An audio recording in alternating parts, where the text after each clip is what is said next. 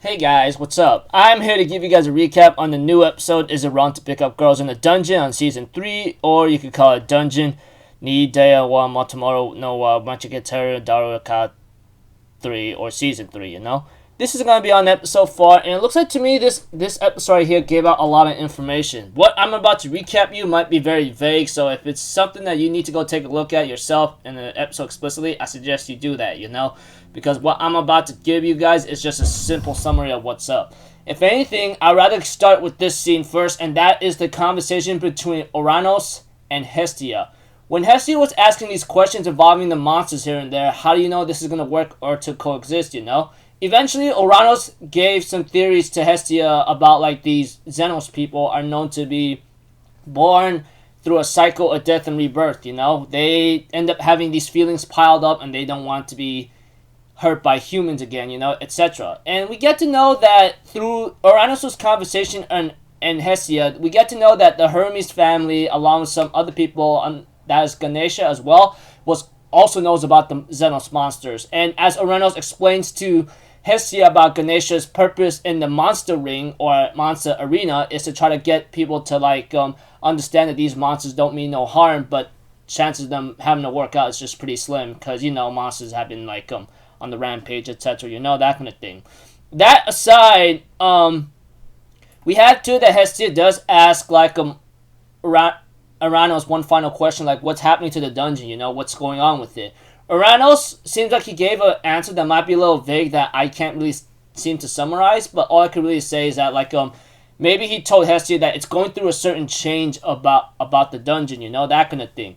Eventually, let's get to the scene with Belle and the others talking to the Xenos community, you know. We have too that they actually take a liking to Belle and the others, with the exception of some other people, you know, because some other Xenos creatures, because I think it's because they see the nastiness and negativity a lot in humanity that they can't trust them, you know. And that goes with these creatures, and that goes with some guy named Gross along with some other people who pretty much can't trust humans, you know. And Gross seems to be the guy with the winged looks like a winged dragon or something. But whatever the case may be, they just don't seem to trust humans at all because they've seen the cruelty and negativity of humanity for a very long time. I guess it stuck with them, which I can't blame them for. I mean, if you see a certain race that tends to be too harsh or something that you see negativity all the time, I guess it sticks with you. Although it's not, I don't think they understand it's not the same for everybody, but I guess it's still stuck with them, you know.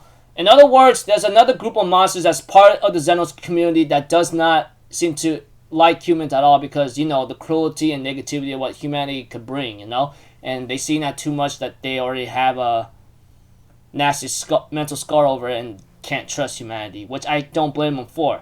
That aside, we get to see Fels, the guy, the person that's the cloaked being that works with Oranos, which I call Oranos' subordinate.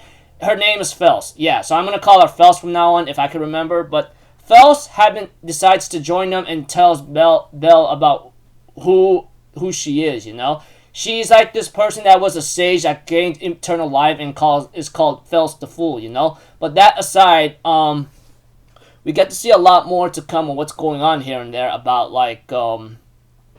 how she got connected with Xenos. And then there were some other questions of why Fels and Oranos decided to help these monsters out, the Xenos community, because what's the deal here, you know? I mean, it's a little concerning, which I can understand. I mean, with what they are, I don't think they need much help. And as the episode continues on, I think Fels and Oranos wants to make monsters coexist, etc., you know, and try to make it work out, see if it's possible. Although I believe it'll take a very long time to do so, it's not beyond impossible, you know. And that aside, they end up having to separate, and Ween does not want to say goodbye to Belle and the others, but unfortunately they have to take separate ways for now. However, we have to it that Belle and Hestia finally talk to each other about the situation, and then unfortunately the Xenos community with Ween, they end up hearing a nasty cry, and we get to know that nasty cry comes from one of our Xenos community monsters, you know, which is Ray or something, the harpy looking like monster. And you know, let's see here. That aside, it looks like to me she was set up as a trap while they are about to get bombarded by the other adventurers, which is like Dix and his guild, you know, or his group. So looks like it's bad news right there, etc. You know, freaking heck. But whatever the case may be, I do not know what's really bound to happen next for everyone else. But with what Dix and the others are going to do, Bell and the others are going to find out, and they're about to like him go to war or something possibly. We don't know. Best we're about to find out, because like the family that they're part of is going to be a little like troubling depending on the situation. Guess we're about to see, you know. So pretty much the conversation between Oranos and Hestia, and then, you know, the scenes with like Bell and the Hestia Familia and the Xenos community, it was pretty much that about it. And then that ending right there where it's got set up as a trap by Dix and his group, my gosh, that really sucks. Don't know what's going to happen, like I said, but it looks like to me it's not going to look very well. So until then, people, I'll see you guys in the next video. I'm Alpha Zero. Have a good day, and I'll see you guys next time, alright? Peace out. Bye-bye. Ta-ta-da!